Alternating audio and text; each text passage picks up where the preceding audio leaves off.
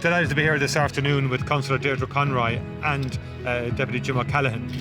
Councillor Deirdre Conroy is the Fianna Fáil candidate for the Dublin Bay South by-election. Deirdre is a very experienced person, both as a public representative and as a campaigner, having been very involved in the referendum to repeal the amendment. She's very concerned about transport, housing and crime, and I believe will make a very worthy representative for this constituency in Dáil.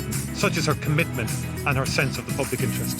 I'm delighted Taoiseach Neil Martin is here with me today, and Deputy Jim O'Callaghan, and I'm also very happy to be selected by Fianna Fáil as its candidate in the by-election.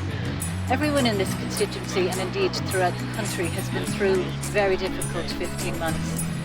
But now we all see great hope coming up ahead. The vaccination programme is reducing massive risk, and as society opens up, people are going to see the benefits of having a competent government that was able to roll out the vaccination programme. In the by-election, I'll be concentrating on crime, housing and transport. They're all important issues in this constituency and throughout the country.